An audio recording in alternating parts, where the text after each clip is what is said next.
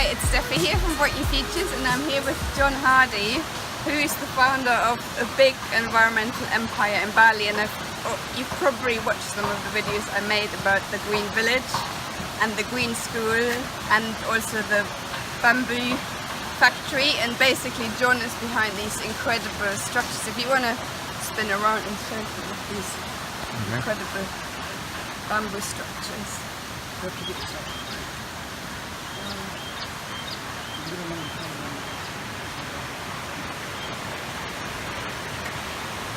just see like the beautiful, it's basically a really big, most beautiful playground I've ever seen. And it's not just for children. So, and John is amazing because you just give up your wisdom. We've just been on a trash walk collecting litter all morning, which you do maybe twice a week or something? I walk every morning. I trash walk every morning. I don't do it publicly every day because it got to be too much. But maybe I'll have to stop now that the head of the village just told me I can't collect trash in this village unless I clean the cremation ground. So what I wondered, John, is how do you do all of this and you have time every morning to go for a walk and collect trash? Well, strangely enough, I wake up at 5:56. No, 5:54. I wake up every morning at 5:50. Yoga starts at 5:55. We finish yoga at just before 7. Then we do the trash walk till 8 or 9, and then I go back to sleep. No, but it means that the yoga and the exercise get done early. Because it's hard to go through a day thinking about I must, I might, I should, I could, I want to. And while you do that, do you just sort of get ideas of your next creative project that you then make happen all the day? I have I'm somehow deficient in some way compared to the Bank of England, but I walk under the hole in the sky where the ideas fall down. So when I see questions or engaged in things, I have the blessing of ideas. My wife doesn't necessarily think it's a blessing because I have too many ideas for her. But I have the blessing of ideas. You tell me a problem, I'm pretty good at solutions. That's my only skill. There's nothing much else I can do that makes a difference in the world. And the way we act is we act by example. I don't ever tell anyone what they should do or how they should do. We build something and then people are attracted to it, like Green School, like Ibuku. People are attracted to it and they're drawn into it.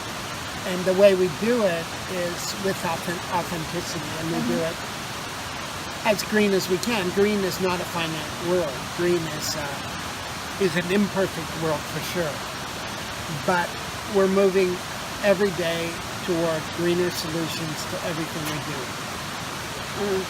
Yeah, I mean that's the same for us. We're sort of very practical. And actually something that really helped me, that you said to me on the walk, I think I asked you, what's the secret to success? And you didn't say anything, you just asked me, so what do you do? And I said, well, we try to build really eco-friendly buildings or something like that.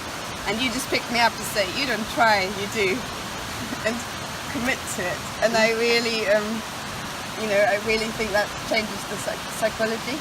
Well, people all had that experience where they were attempting to meet somebody later at the bar, and you get to learn very quickly that if the person says, I'll try to be there, you're pretty much at the bar by yourself. And the word try is such a powerful word, because politicians all day are making promises and trying to fulfill them, and we know that they're not. So when you hear the word try, it either inflates your idea and brings it to the surface, or it deflates it. So, as I said to you, when I had many employees, we'd talk about a task and someone would say, I'd try to do that, I would just simply answer by saying, I'll try to pay your salary. And they would try to pay my salary? is the company in trouble? And I'd say no, but it's only fair that if you're going to try to do your work, I'll try to pay your salary. How does it feel? So you basically, in the whole organizations that you've set up, you have a culture of people say what they do and everybody sees it through. Honesty is so important, and what you speak creates. It's a well-known factor. I mean, I speak well of my father, I speak well of my mother, and that creates them for other people. They're long off the earth, long off the planet. But speaking of them creates them on the planet now and today. So what you speak, if your vision is a green community, you speak of it, and you obviously have been successful building the first two. Yeah, and I think we are kind of, as far as I know, in the UK, the most radical and advanced company in terms of sustainability and community. But when I came here, I was like, oh my God, this really puts us to shame. We can take it so much further. Well, you have a serious handicap. It all starts with toilet training. And, you know, everybody's been a toddler, and everybody was in the playpen, and everybody had a little accident, and everybody picked it up thinking it was chocolate, and we're about to taste it. And the caregiver or the mother, her reaction at that moment was so important, because if she said to little Billy, "You are an animal, I'm going to beat you," and grabbed him by the hair and dragged him to the sink and washed him with a stiff brush, that was one affair. But if she picked up Billy lovingly and said, "Billy, that's not clean. Let's go and have a bath together," that was another thing. But the English were famous for toilet training people in very, very, very, very radical ways. So you have these little men with little books, and they will oppose any change to the status quo, which is very unsustainable. So your job in a place like England is huge. And unfortunately, people like the Singaporeans followed them like perfect little soldiers. And a friend of mine was building a very big development in Singapore, and the Singaporean government had adopted the English snow loads into their engineering book. And he would have to abide by the snow loads of England.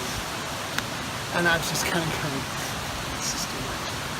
But what you're doing takes major courage, and the workaround is so difficult to try to get around the regulation. They easily can coat a building with flammable plastic and burn it out. Nobody cares about the codes because that was about people that are disadvantaged. But the codes, if you try to build something eco, they'll give you 100 reasons not to. Why you can't, how you can't afford it, how it can't be done. So you're very brave to be out there doing it. Yeah, thank you. Well, on a positive note, you know, there's a lot of people who just absolutely love it. And yeah, we do hit those barriers. And I think, I can't imagine that just because you're in Bali, I'm sure you have hit many barriers that you've just stood up and said, no, we'll find a way through. So I think it doesn't matter which place you're in, it's those sort of attitudes and sticking with it that in the end makes a difference. Would you agree? Well, in the building company, I will be extremely happy when one of the builders or one of the architects or one of the engineers builds a bamboo house. Because until that happens, we haven't really finished our job. If they're all living in concrete houses, which we saw in Lombok recently fall down and kill people, and they continue to live in unsustainable concrete boxes, even though they are deeply involved in a sustainable building company. So that's my dream. And at school, it's much easier because these kids, they come up with green initiatives, they come up with green causes, they make green movements. It's so much pleasure. When Cynthia and I built the school, and Cynthia is a major part of this universe. She's in the quiet side, But if it wasn't for her, none of it would exist. The jewelry company wouldn't have existed. So Bamboo Cynthia India is wouldn't John's exist. wife? Cynthia is my wife. And she's amazing. And she's the secret of all the success that we've had in every direction. But you have to keep going, and you have to have dreams, and your dreams will be fulfilled. And what would you say to the people who are our customers or who are thinking about building their dream eco-friendly house? What would you give them along on the way? Well, I'd just say we all at times have trouble sleeping, and we all wake up with a certain mindset.